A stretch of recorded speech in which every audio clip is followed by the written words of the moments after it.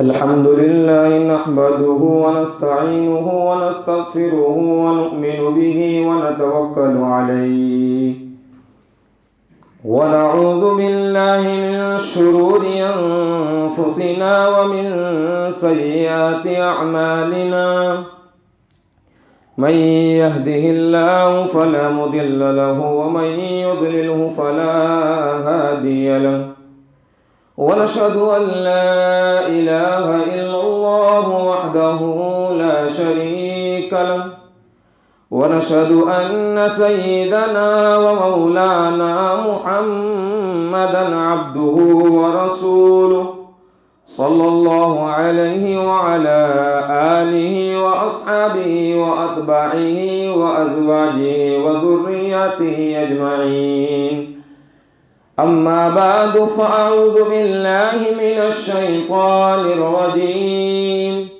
بسم الله الرحمن الرحيم واعبدوا الله ولا تشركوا به شيئا وبالوالدين إحسانا وبذي القربى واليتامى والمساكين والجار ذي القربى والجار الجنب والصاحب بالجنب وابن السبيل وما ملكت أيمانكم إن الله لا يحب من كان مختالا فخورا. وقال النبي صلى الله عليه وسلم ما زال جبريل يوصيني بالجار حتى ظننت أنه سيورثه أو كما قال عليه الصلاة والسلام. عزیزان محترم، بزرگان ملت اور میرے نوجوان ساتھیوں، آج بڑا ہی مبارک دن ہے. جمعہ کا دن بڑا ہی مبارک ہوتا ہے. اللہ کے رسول نے اسے سید الایام کہا ہے، دنوں کا سردار. یقیناً جمعہ بڑی اہمیت کا حامل ہے. جمعہ کے دن سارے مسلمانوں کا اجتماع ہوتا ہے. عام نمازوں میں سارے مسلمان جڑ نہیں پاتے، لیکن جمعۃ المبارکہ ایک ایسا دن ہے جس میں سارے مسلمان ایک جگہ جمع ہو کر اللہ کی عبادت کرتے ہیں. اور جمعۃ المبارکہ کا جو بیان ہوتا ہے وہ کوئی معمولی بیان نہیں ہوتا، بلکہ وہ ہمارے سماج کے اندر، ہمارے معاشرے کے اندر جن برائیاں پنپ رہی ہوتی ہیں، جڑ پکڑ رہی ہوتی ہے، اس کا سد باب ہوتا ہے. اللہ تعالیٰ خود اپنے پیغمبر حضرت محمد مصطفیٰ صلی اللہ علیہ وسلم فرماتے ہیں وَذَكِّرْ فَإِنَّ الذِّكْرَىٰ تَنفَعُ الْمُؤْمِنِينَ. یقیناً علماء کرام اس کی بہت بڑی ذمہ داری نبھا رہے ہیں. میں کوئی اپنی برائی بیان نہیں کر رہا ہوں، دیگر علماء کی بھی بات کر رہا ہوں. وَذَكِّرْ فَإِنَّ الذِّكْرَىٰ تَنفَعُ الْمُؤْمِنِينَ کہ اے میرے نبی، اے میرے محبوب، آپ اپنی امت مسلمہ کو نصیحت کرتے رہیے، انہیں اچھائی اور برائی کی تمیز بتاتے رہیے، کیونکہ نصیحت کرنا ایمان والوں کو نفع دیتا ہے. تو میرے بھائیوں، عزیزوں، ساتھیوں، ہم جب آ گئے ہیں تو آگے بڑھ کر بیٹھنے کی کوشش کریں. بالکل غافل نہ بیٹھیں، بلکہ جو بھی بات کہی جا رہی ہے بالکل دھیان اور توجہ سے سنیں. کبھی کبھی ایسا ہوتا ہے کہ سامعین کی توجہات کی وجہ سے اللہ کہنے والے کے دل میں اچھی اچھی باتیں ڈال دیتے ہیں. جیسی ہم نیتیں لے کر بیٹھیں گے اللہ تعالیٰ ویسے فیصلے بھی فرمائیں گے. تو کئی مہینوں سے میری ایک حدیث مبارکہ آپ کے سامنے چل رہی تھی، جس میں حضرت ابو ہریرہ رضی اللہ تعالیٰ عنہ کو اللہ کے رسول نے 5 چیزوں کی وصیت فرمائی تھی. پہلی وصیت فرمائی اتق المحارم تکن اعبد الناس. اے ابو ہریرہ، اللہ کی حرام کردہ چیزوں سے بچتے رہنا تو اللہ تمہیں سب سے بڑا عبادت گزار بنا دے گا. دوسری نصیحت فرمائی تھی ورد بما قسم اللہ لک تکن اغنى الناس. اللہ کی روزی روٹی یا اللہ نے جو نعمتیں تمہیں دی ہے اس پر راضی رہنا. اللہ کی عطا کردہ ساری نعمتوں پر تم خوش رہنا، اللہ تمہیں لوگوں میں بے نیاز کر دے گا. اور تیسری نصیحت فرمائی وَأَحْسِنْ إِلَى جَارِكَ تَكُنْ مُؤْمِنًا. اپنے پڑوسی کے ساتھ میں، اپنے ہمسائے کے ساتھ میں اچھا سلوک کرنا، اچھا ویوہار کرنا، اللہ تمہیں کامل ایمان والا بنا دے گا. آج میرا وہی موضوع ہے کہ دین اسلام نے شریعت مطہرہ نے جہاں ہمیں عقائد کے اوپر بہت زیادہ محنت کی ہے، عبادات پر بہت زیادہ محنت کی ہے، زور دیا ہے، تو کیا اسلام نے معاشرت، سماج میں کس طرح رہا جائے، انسانوں کے ساتھ میں ایک انسان کا کیسا ویوہار ہونا چاہیے، کیسا تعلق ہونا چاہیے، کیا اسلام نے اپنے ماننے والوں کی رہنمائی فرمائی؟ جی ہاں، ایک آیت مبارکہ ہے سورہ نساء کی، زبردست آیت مبارکہ. اگر اس آیت مبارکہ کی تشریح یا تفسیر بیان کرنے جائے تو یقیناً 3 گھنٹے بھی لگ سکتے ہیں. جتنا کھولا جائے اتنا کم. اللہ تعالیٰ فرماتے وَاعْبُدُوا اللَّهَ وَلَا تُشْرِكُوا بِهِ شَيْئًا.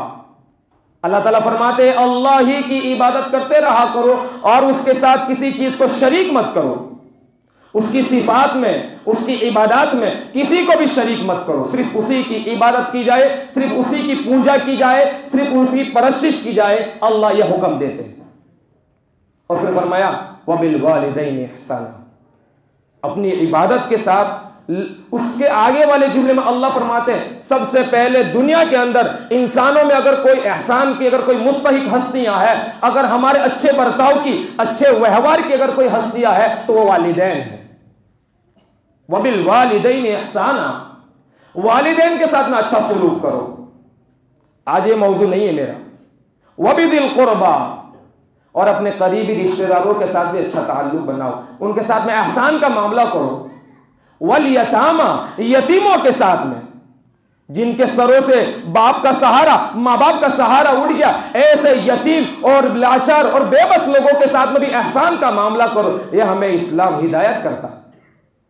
والمساکین. غریب، بے بس، لاچار، غریب، مسکین لوگوں کے بھی تم ساتھ میں احسان کا معاملہ کرو. والجار ذی القربى. اور ایسا پڑوسی جو ہمارا رشتہ دار بھی ہے، رشتہ دار ہے اور مزید یہ کہ وہ ہمارا پڑوسی ہے، اس کے ساتھ میں احسان کا معاملہ کرو. والجار ذی القربى والجار الجنب. اور عام پڑوسی کے ساتھ میں بھی احسان کا معاملہ کرو. والصاحب بالجنب. اور پہلو کا ساتھی. علماء نے یہاں لکھا ہے والصاحب بالجنب میں وہ تمام انسان آ گئے جو ٹیمپرری اور وقتی طور پر ہمارے ساتھ کسی بھی جگہ شریک ہوتے. ٹرین میں ہم جا رہے ہیں، ہمارے پڑوس میں کوئی بھی بیٹھا، وہ والصاحب بالجنب ہے، پڑوس کا پہلو ہے، پہلو والا پڑوسی. چاہے وہ مسلم ہو، چاہے وہ غیر مسلم ہو، چاہے وہ عیسائی ہو یا کرسچن ہو، کسی بھی مذہب یا کسی بھی دھرم سے تعلق رکھنے والا ہو، لیکن اسلام ہمیں یہ ہدایت دیتا ہے، ہمیں یہ تعلیم دیتا ہے کہ جب تمہارے بازو میں کوئی بھی اجنبی انسان ہو لیکن وہ تمہارا والصاحب بالجنب ہے اور اس کے ساتھ میں احسان کا معاملہ کرنا، اچھائی کا معاملہ کرنا، بھلائی کا معاملہ کرنا، یہ اسلام تمہیں ہدایت دیتا ہے. وابن السبیل. پر آگے فرمایا مسافروں کے ساتھ، پردیسیوں کے ساتھ میں اچھا ویوہار اور اچھا تعلق کرنا، یہ اسلام ہمیں ہدایت کرتا ہے. وہ اپنا دیش چھوڑ کر آیا ہے، وہ اپنا گھر بار چھوڑ کر آیا ہے، وہ اپنے ماں باپ کو چھوڑ کر آیا ہے، وہ اپنے بیوی بچوں کو چھوڑ کر آیا ہے، اس کے ساتھ میں غلط ویوہار مت کرنا. اسلام ہمیں یہ ہدایت کرتا ہے. وما ملکت ایمانکم. اور اس آیت کے اندر تو سارے وہ لوگ آئے گئے کہ تمہارے ماتحت جتنے بھی لوگ ہیں، اگر تم کمپنی کے مالک ہو تو تمہارے سارے ورکر تمہارے ماتحت ہیں. تم گھر کے سربراہ ہو، تمہارے سارے بچے، بیوی بچے، ماں باپ سب تمہارے مملکت ہے، تمہارے ماتحتی میں. اگر تم گاؤں کے بڑے ہو تو سارے لوگ تمہارے ماتحتی میں آ گئے. ان کے ساتھ میں اچھا ویوہار کرنا، اسلام ہماری یہ ہدایت کرتا ہے. پڑوسیوں کے ساتھ میں اسلام کیا ہمیں رہنمائی کرواتا. حضرت عائشہ رضی اللہ تعالی عنہا اور عبداللہ ابن عمر رضی اللہ تعالیٰ عنہ فرماتے ہیں کہ اللہ کے رسول نے فرمایا ما زال جبریل یوصینی بالجار حتی ظننت انہ سیورثہ. کہ اللہ کے رسول فرماتے ہیں کہ اللہ کی طرف سے جبرائیل پڑوسیوں کے بارے میں اتنی ہدایتیں لے کر آئے، اتنے مسائل لے کر آئے اور اتنی باتیں لے کر آئے کہ مجھے یہ گمان ہونے لگا کہ کہیں مرنے کے بعد جو ترکہ چھوڑا جاتا ہے، جو وراثت چھوڑی جاتی ہے، اس میں پڑوسی کا حق تو نہیں آ جائے گا. مجھے اندیشہ ہونے لگا. اتنی ہدایتیں فرمائی گئی، اتنا ہمیں تنبیہ کیا گیا، متنبہ کیا گیا کہ اے ایمان والے، تو جب پڑوسی کے ساتھ میں رہے تو کس طرح رہا جائے، اس کی تعلیم ہمیں دی گئی. زبردست احادیث آگے آ رہی. کوئی اپنی طرف سے یا واضح نصیحت کی باتیں نہیں کروں گا، صرف سرکار کی باتیں آپ کے سامنے پیش کروں گا. احادیث کے ذریعے اور احادیث کی روشنی میں ہی میری آج کا بیان رہے گا اور کوئی دیگر باتیں نہیں رہی. اللہ کے رسول صلی اللہ علیہ وسلم نے اپنی اور اللہ کی محبت کی علامت بتائی، پڑوسیوں کے ساتھ میں اچھا بڑھتا ہوں. اللہ کے رسول فرماتے ہیں، ایک صحابی فرماتے ہیں ایک مرتبہ اللہ کے رسول وضو فرما رہے تھے. یتوضأ یوما، اللہ کے رسول وضو فرما رہے تھے. فجعل اصحاب یتمسحون بوضوئه، سبحان اللہ. صحابہ جو اللہ کے رسول کا وضو کا پانی جو گر رہا تھا اسے اٹھا کر اپنے چہروں اور اپنے جسموں پر مل رہے تھے. صحابہ کو جو اللہ کے رسول سے محبت تھی، ہمیں تو اس کا ایک رتی برابر بھی حصہ نہیں مل پایا، کیونکہ اتباع رسول میں ہی عشق رسول چھپا ہوا. اگر ہم اللہ کے رسول کی پیروی نہیں کر سکتے، اللہ کے رسول کے بتائے ہوئے احکامات پر چل نہیں سکتے، یہ عشق کا دعویٰ صرف زبانی ہے، صرف زبانی ہے. حقیقت میں ہمیں اللہ کے رسول سے عشق نہیں ہے. اللہ کے رسول کی بتائی ہوئی باتیں پہ ہم چل نہیں سکتے اور بڑے نعرے لگاتے ہیں کہ ہم اللہ کے رسول کے عاشق ہیں. ای خیالستو محالستو جنو، یہ سب پاگل پن کا اور بے وقوفانہ خیال ہے. حقیقت میں ہمیں اللہ کے رسول سے محبت نہیں ہے. اللہ ہمیں عطا فرمائے. صحابہ اللہ کے رسول کے پانی کو اپنے جسموں پر مل رہے تھے. حضور نے فرمایا ما یحملکم علی ھذا، اے میرے صحابہ تم میرے پانی کو زمین پہ گرنے نہیں دے رہے ہو، کس چیز نے تمہیں ابھارا یہ عمل کرنے پر؟ قالوا حب اللہ ورسولہ، صحابہ کہنے لگے اللہ اور اس کی رسول کی محبت، بس دوسرا کچھ بھی نہیں. تو اللہ کے رسول نے فرمایا من سرہ ان یحب اللہ ورسولہ او یحبہ اللہ ورسولہ، اگر کسی کا جی چاہتا ہے کہ اللہ اور اس کا رسول اس سے محبت کرے یا وہ بندہ اللہ اور اس کے رسول سے محبت کرے، دونوں طرف سے محبت کی، اگر کوئی بھڑکانا چاہتا ہے تو اس کو 3 کام کرنے چاہیے. فَلْيَصْدُقْ حَدِيثَهُ إِذَا حَدَّثَ، اے ایمان والو یقیناً ہمارے نبی ہماری کیسی رہنمائی فرماتے، اللہ کے رسول فرماتے اگر اللہ کی اور رسول اللہ کی محبت چاہتے ہو یا تم ان سے محبت کرنا چاہتے ہو تو 3 کام کرو. فَلْيَصْدُقْ حَدِيثَهُ إِذَا حَدَّثَ، جب بھی بات کرو سچی بات کرو. فَلْيَصْدُقْ حَدِيثَهُ إِذَا حَدَّثَ، اور وَلْيُؤَدِّ أَمَانَتَهُ إِذَا اؤْتُمِنَ، اور کوئی اپنی امانت تمہارے پاس رکھے اس کی امانت کو بالکل ویسے ہی پہنچاؤ. امانتوں کے ساتھ خیانت مت کرو. بڑی لمبی بات ہو جائے گی اگر اس پر چلا جاؤ گے تو.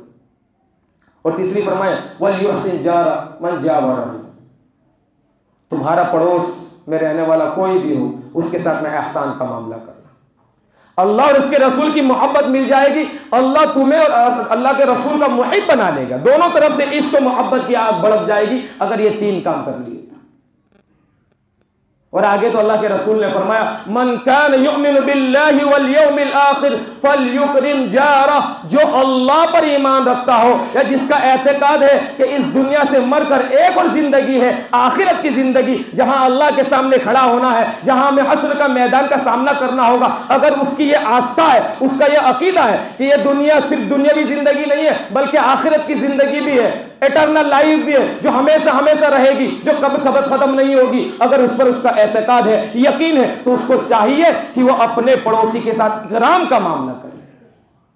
فَلْيُكْرِمْ جَارَهُ، پڑوسی کے ساتھ میں احسان کا معاملہ، اکرام کا معاملہ اور بھلائی کا معاملہ کرنا اگر ایمان اللہ پر ہے اور آخرت پہ تو ضروری ہے. صرف نمازیں پڑھ لینے سے انسان کامل ایمان والا نہیں بن جاتا، صرف رمضان کے روزے رکھ لینے سے انسان کامل ایمان والا نہیں بن جاتا، اور صرف زکات دے دینے سے انسان کامل ایمان والا نہیں بن جاتا. اللہ کے رسول کے آگے والی حدیث بڑی زبردست ہے، بڑی سخت ہے، صحیح مسلم وغیرہ میں بھی اس کو نقل کیا ہے. حضرت ابو ہریرہ رضی اللہ تعالیٰ عنہ اس کے راوی ہے. وعن ابی ہریرہ رضی اللہ عنہ قال قال رسول اللہ صلی اللہ علیہ وسلم واللہ لا یؤمن واللہ لا یؤمن واللہ لا یؤمن قیل من یا رسول اللہ قال الذي لا يأمن جاره بوائقه. حضرت ابو ہریرہ فرماتے ہیں کہ اللہ کے رسول نے 3 مرتبہ اللہ کی قسم کھا کر فرمایا کہ رب کعبہ کی قسم وہ بندہ کامل ایمان والا نہیں ہے. زمین و آسمان کے مالک کی قسم کھا کر اللہ کے رسول فرماتے وہ ایمان والا نہیں ہے، اللہ کی قسم وہ ایمان والا نہیں ہے. سرکار اگر کوئی چیز کے بارے میں فرما دے اس کے اندر کوئی شک آ سکتا ہے؟ بالکل بھی نہیں آ سکتا. لیکن اللہ کے رسول نے 3 مرتبہ اللہ کی قسم کھائی اور کامل ایمان، مکمل نا ایمان ہونے کی علامت بتائی. صحابہ ڈر گئے کیونکہ اللہ کے رسول نے جب یہ جملہ فرمایا ہوگا اللہ کے رسول کی کیا کیفیت ہوگی ہم اندازہ بھی نہیں لگا سکتے. بات کی شدت کو بیان کرنا چاہا اللہ کے رسول نے کہ یہ بات ہلکے میں مت لینا، معمولی مت لینا، کیونکہ جو آگے والا جملہ ہے بڑا سخت ہے.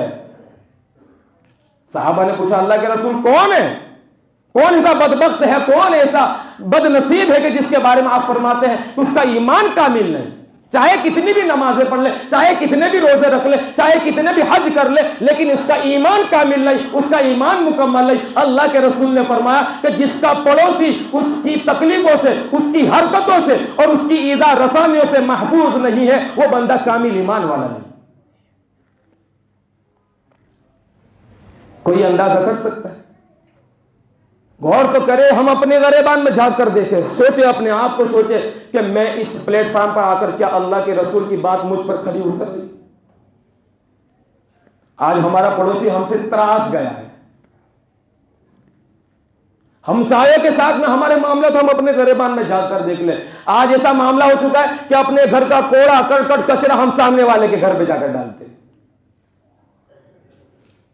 پڑوسی کے ساتھ میں غلط ویوہار، اس کا بچہ اگر ہمارے گھر آ گیا تو ہم اسے ڈانٹ کر ڈپٹ کر بھگا دیتے ہیں. اللہ کے رسول نے فرمایا کہ یہ کامل ایمان نہیں. اللہ کے رسول کے سامنے 2 عورتوں کی کیفیت بیان کی، 2 عورتوں کا واقعہ بیان کیا. اللہ کے رسول سے فرمایا اے اللہ کے رسول، ایک عورت ہے جو فرائض کے ساتھ، فرض نمازوں کے ساتھ میں نفل نمازوں کا بھی بڑا اہتمام کرتی ہے، فرض کے ساتھ میں نفل کا بھی بڑا اہتمام کرتی ہے، اور فرض روزوں کے ساتھ میں نفلی روزوں کا بھی بڑا اہتمام کرتی ہے، اور زکوٰۃ کے علاوہ صدقے اور نفلی صدقات بھی بہت زیادہ دیتی ہے. لیکن اس کے اندر یہ چیز ہے کہ وہ اپنے پڑوسیوں کو تکلیف دیتی ہے. حضور نے فرمایا ہی فی النار، اس کا ٹھکانہ جہنم ہے.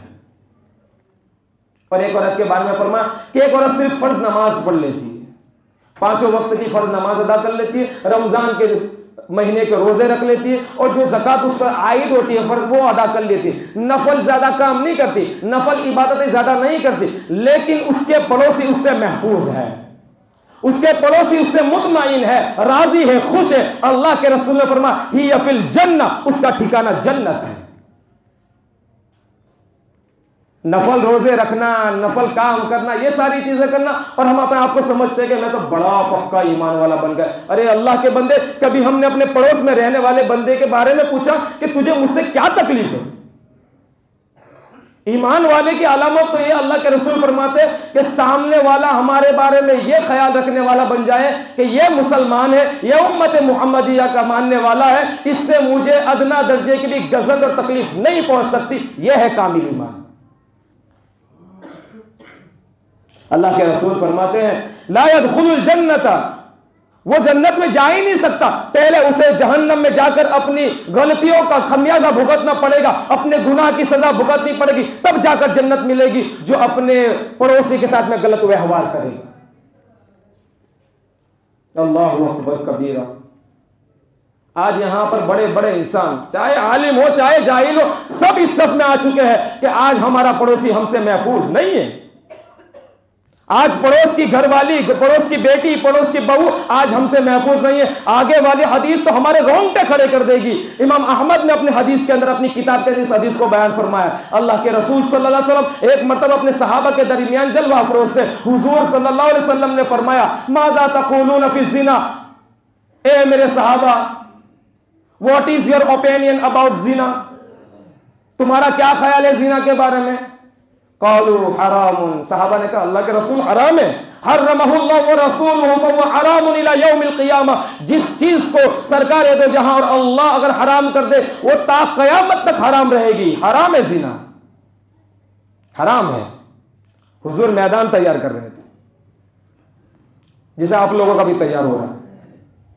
قال لأن يزني الرجل بعشر نسوة ایسر علیہ من ان یزنی بامرأة الجار. اللہ کے رسول نے مثال سے سمجھایا کہ میرے صحابہ ایک بندہ ایسا ہے جو 10 عورتوں سے زنا کرتا ہے، 10 عورتوں سے زنا کرتا ہے. یہ ہلکا ہے اس عورت کے ساتھ زنا کرنے سے جو اس کے پڑوس میں رہتی ہے. پڑوسن کے ساتھ میں زنا کرنا یہ سب سے زیادہ سخت ہے، اس کے مقابل کے 10 عورتوں سے زنا کی جائے۔ زنا تو اپنی جگہ بالکل حرام ہے، لیکن اللہ کے رسول شدت بیان کر رہے ہیں کیونکہ یہاں پر بھروسہ تھا، اسلام کی تعلیمات یہاں توڑ رہا ہے وہ کہ 10 عورتوں کے ساتھ زنا ایک جگہ، لیکن اپنے پڑوس کے رہنے والی بہو، بیٹی یا اس کی ماں کے ساتھ زنا کرنا یہ سب سے زیادہ سخت ہے۔ اللہ ہم سب کی حفاظت کرنا۔ ایک زمانہ تھا، مسلمانوں کی ایک پہچان تھی کہ مسلمان خائن نہیں ہو سکتا، مسلمان امانت دار تھا، غیر اپنی بیٹیوں کو ہمارے پاس چھوڑ کر جایا کرتے تھے، ہمارے اسلاف کا یہ کردار تھا، ہم ان کے نام لیوائے بس، ان کی زندگی سے ہمیں کوئی سبق حاصل نہیں ہوا، ان کے کردار اچھے تھے، ان کے اخلاق اچھے تھے، ان کے اندر امانت کا جذبہ تھا، لوگ غیر اپنی بیٹیوں کو ان کے پاس چھوڑ کر جایا کرتے تھے کہ مسلمان کبھی خائن نہیں ہو سکتا، لیکن آج مسلمان اپنے کردار کو جھانک کر دیکھ لے۔ اللہ کے رسول فرماتے ہیں پڑوسی کے ساتھ میں سب سے زیادہ غلط ویوہار، سب سے زیادہ اگر کوئی زنا ہے تو اپنے پڑوس کی بہو بیٹی کے ساتھ زنا کرے۔ اور اللہ کے رسول نے آگے فرمایا پھر تمہارا کیا خیال ہے چوری کے بارے میں؟ صحابہ نے کہا چوری بھی تو حرام ہے، اور قرآن تو کہتا ہے السارقۃ والسارق فاقطعوا ایدیہما، چوری کرنے والا مرد ہو یا چوری کرنے والی عورت ہو اس کے ہاتھ کاٹ دیے جائیں تاکہ دوبارہ کوئی ایسی غلطی نہ کرے۔ اللہ کے رسول نے فرمایا ایک بندہ 10 گھروں میں چوری کرے اس سے زیادہ سخت گناہ ہے کہ وہ اپنے پڑوس کے گھر میں چوری کرے۔ اللہ اکبر۔ ہم اندازہ کریں کیا احادیث مبارکہ ہماری رہنمائی نہیں کرتی؟ آج غیروں نے اپنی سوسائٹیز الگ کر لی، ناٹ الاؤڈ ان مسلم، اس سوسائٹی میں مسلمان کو کوئی رہنے کی جگہ نہیں، کیوں؟ مسلمان خائن ہو چکا ہے، مسلمان بدکردار ہو چکا ہے، اپنے ویوہار سے، اپنی گندگی سے۔ مسلمان اگر علاقوں میں ہم چلے جائیں ہمیں خود نفرت ہوگی، گھر کے سامنے کوڑا کرکٹ پڑا ہو یہ مسلمان کی علامت ہے، دیر تک نوجوان سوتے رہے ہو یہ مسلمان گلی کوچوں کی علامت ہے۔ حالانکہ اللہ کے رسول فرماتے ہیں اپنے گھروں کو، اپنے ارد گرد کے ماحول کو صاف ستھرا رکھا کرو، لیکن ہم دیکھیں یہاں ایک بچے نے آگا دوسرے بچے نے آگا، لائن پڑی اگر 5 بچے سب نے ایک ساتھ میں لائن سے بٹھا دیتے، اور اس عورت کو اتنی توفیق نہیں ہوتی کہ اس کو صاف کر لے تاکہ آنے جانے والوں کو تکلیف نہ ہو۔ اللہ اکبر۔ ہم ذرا اندازہ کریں اپنی حالتوں کا کہ ہم نے ہمارے کردار سے، ہمارے بد اخلاقی سے اسلام کے چرتر کو کتنا ہم نے داغدار کیا۔ اللہ کے رسول فرماتے ما آمن بی من بات شبعان وجارہ الی جنبہ جائع وہو یعلم، اللہ کے رسول فرماتے ہیں وہ میرا امتی ہی نہیں جو خود پیٹ بھر کھانا کھا کر سو جائے اور اس کو پتا ہو کہ اس کے پڑوس میں رہنے والا بھوکا ہے۔ اس کو ہم ایک مثال سے سمجھ سکتے ہیں، اگر کسی کا باپ بڑا سخی ہے، بڑا دینے والا ہے، لوگوں کی ہمدردی کرنے والا ہے، اگر اسی کا بیٹا اگر بخیل ہو تو ہم کہیں تو اپنے باپ پہ پڑا ہی نہیں، تیرا باپ کیا کمال کا انسان تھا اور تو کتنا بخیل اور کنجوس ہے۔ بس اللہ کے رسول فرماتے ہیں کہ میں تو سارے عالم کے لیے رحمت بنا کر بھیجا گیا تھا، لیکن میرا نام لیوا، میرے عشق و محبت کے دعوے کرنے والا میرا امتی اتنا ناہنجار ہو چکا ہے کہ خود پیٹ بھر کھانا کھا کر سو جائے لیکن اس کے پڑوس میں رہنے والا بھوکا سو رہا۔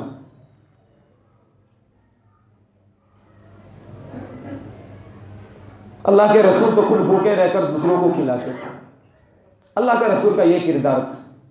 آج غیر اللہ کے رسول کی جیونی کو پڑھ رہے ہیں کیونکہ انہیں ہمارے کیریکٹر اندر اللہ کے رسول کی سیرت نہیں دکھ رہی، انہیں باقاعدہ کتابوں کا مطالعہ کرنا پڑ رہا ہے، تب جا کے انہیں اللہ کے رسول صلی اللہ علیہ وسلم کی زندگی سمجھ میں آ رہی ہے کہ ان کے پیغمبر، ان کے میسنجر تو اتنے اعلیٰ اخلاق کے حامل تھے، لیکن آج ان کے نام لیوا صرف زبانی دعویٰ کرنے والے ہیں۔ اللہ کے رسول نے فرمایا کہ پڑوسی کے یہ حق ہے کہ جب وہ بیمار ہو جائے اس کی عیادت کرو، جب اس کے گھر میں کسی کا انتقال ہو جائے تو اس کی تدفین میں تم شامل رہو، اسے کسی چیز کی ضرورت ہو، قرض لینے کی ضرورت ہو اسے قرض دو۔ لیکن آج اتنا برا حال ہو چکا ہے کہ ہم کسی کی گروی رکھی ہوئی چیز کو استعمال کرتے ہیں، سود ہے۔ میرے عزیزوں، میرے ساتھیوں، کسی کا موبائل اگر کسی نے گروی رکھا اور 10,000 ہم سے لے گیا اور اس کے موبائل کو یوز کرنا، اور دوبارہ جب وہ اپنے ہمارے پیسے 10,000 لوٹائے گا اور جو ہم نے استعمال کیا اس کے موبائل کو، وہ سود ہے۔ کسی کی گاڑی ہمارے پاس گروی رکھی ہوئی ہے اور اس کی گاڑی کو استعمال کرتے رہیں گے اور پھر دوبارہ اپنے ہی اتنی پیسے ہم واپس لے لیں گے، جو استعمال کیا وہ سود ہے۔ کسی نے 10,000 ہم سے لیے اور کہا بھائی میری گاڑی تو گروی رکھ، اب جب وہ چلا گیا ہم اس کی گاڑی کو پھر آئے، اور جب وہ 2 مہینے کے بعد 3 مہینے کے بعد واپس آیا اور کہا کہ بھائی آپ کے 10,000 پکڑو، ہماری گاڑی دو، وہ 10,000 کا کام اور اس کو کرنا پڑے گا کیونکہ ہم نے اس کی گاڑی کی درگت کر دی۔ سود ہے۔ امام ابو حنیفہ تو فرماتے میرا تو ایمان اس بات کی گواہی نہیں دیتا کہ جس کو میں اگر قرض دوں تو اس کے گھر کے سائے میں بھی کھڑا رہ جاؤں۔ ہمارے امام کا یہ حال ہے۔